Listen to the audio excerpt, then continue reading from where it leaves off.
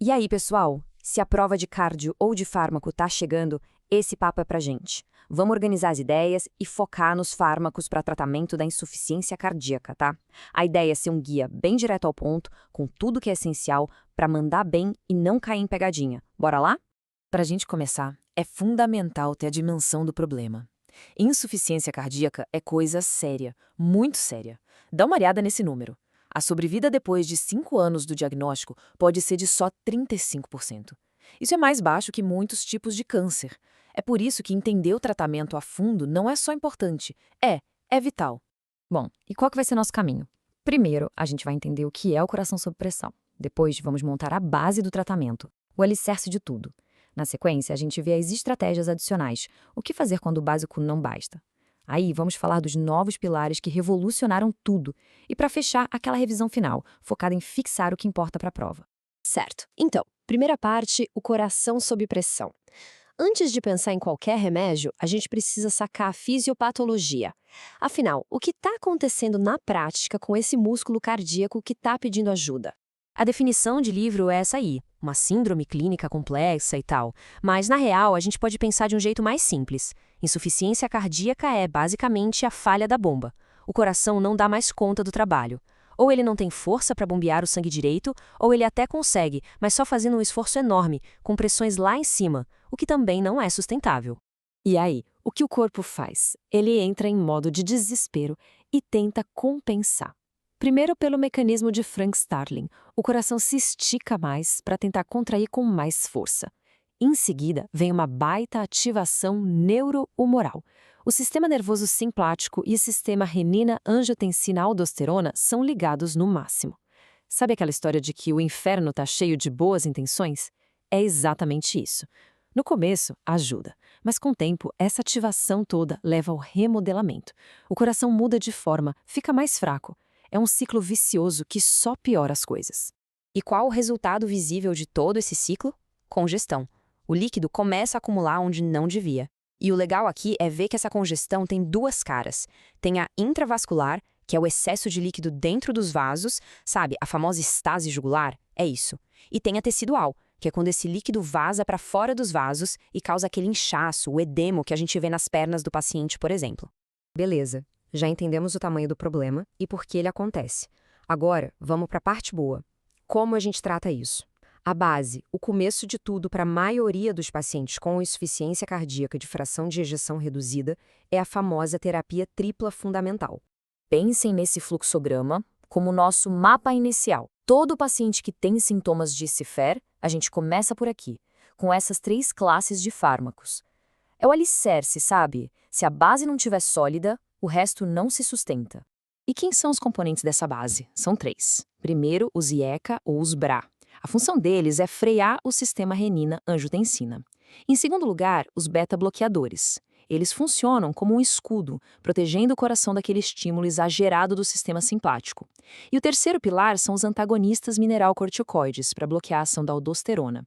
E o mais importante aqui, esses remédios não são só para aliviar sintoma. Eles atacam a causa do problema, diminuindo o remodelamento, a fibrose, eles literalmente mudam a história da doença. Olha só a tensão máxima aqui, ponto que o examinador adora. Espironolactona. É um diurético? Sim, mas ele é um diurético poupador de potássio. O que isso quer dizer? Que diferente da furosemida, que joga potássio fora, a espiro segura o potássio. Por isso o risco aqui é de hipercalemia. É uma pegadinha clássica, então tem que ficar de olho nos níveis de potássio sempre. Ok, então a gente montou a base, a terapia tripla. Mas e se o paciente ainda tem sintomas? E agora? É nesse momento que o tratamento deixa de ser uma receita de bolo e vira algo mais personalizado. Vamos ver como a gente ajusta a rota. Esse segundo mapa aqui mostra justamente os próximos passos. Depois de um tempo com a terapia tripla otimizada, o paciente é reavaliado. E a decisão do que fazer a seguir vai depender de vários fatores. Qual a fração de ejeção agora? O ritmo é sinusal? A frequência cardíaca? Até a etnia do paciente pode influenciar na escolha. Bom, e quais são as opções que entram em jogo? A ivabradina, por exemplo, ela é para aquele paciente que já está com beta-bloqueador na dose máxima, mas a frequência cardíaca continua alta, lá nos 70, 80 BPM. E tem um efeito colateral super curioso que vale a pena lembrar, os fosfenos, que são os fenômenos visuais luminosos. Já a combinação de hidralazina com nitrato mostrou um benefício especial em pacientes afrodescendentes. E tem a digoxina, que é um clássico, mais antiga, mas que ainda tem seu papel principalmente em quem tem disfunção grave ou fibrilação atrial. Só que com ela, o cuidado tem que ser redobrado por causa do risco de intoxicação. Agora, a gente precisa falar de uma verdadeira revolução que aconteceu no tratamento da insuficiência cardíaca. Surgiram duas novas classes de medicamentos que não são só mais uma opção. Elas se tornaram tão importantes que hoje a gente não fala mais de terapia tripla, a gente fala dos 4 pilares.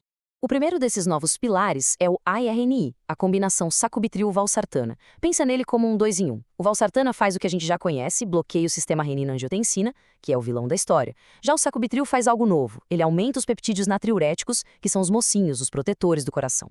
E aqui vai o alerta máximo para a prova. Nunca, jamais, troque um IECA direto por um ARNI. Precisa ter um período de washout e uma pausa de 36 horas entre eles. Se não fizer isso, o risco de angioedema é altíssimo. E a outra revolução tem nome: inibidores de SGLT2, as famosas gliflosinas.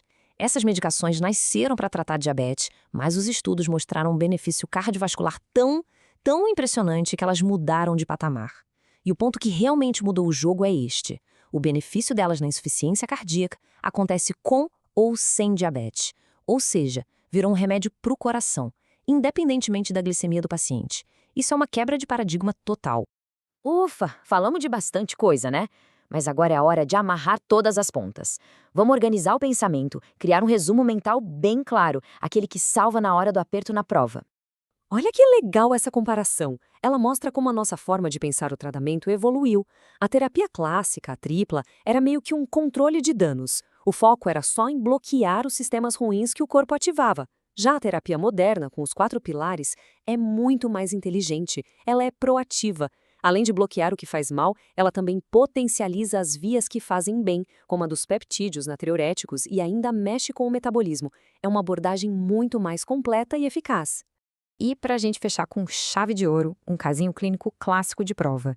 Pensa aí, paciente com IC, fração de ejeção de 30%, frequência de 80%. Ele já está usando IECA, beta-bloqueador e espironolactona. Tudo na dose certa, mas continua com os sintomas. E aí? Qual o próximo passo? A gente troca o IECA por um ARNI, adiciona uma ivabradina por causa da frequência cardíaca ou entra com um inibidor de SGLT2, que é um dos novos pilares? Pensar nesse caso é o melhor jeito de testar se o conhecimento ficou bem amarrado. Fica aí a reflexão.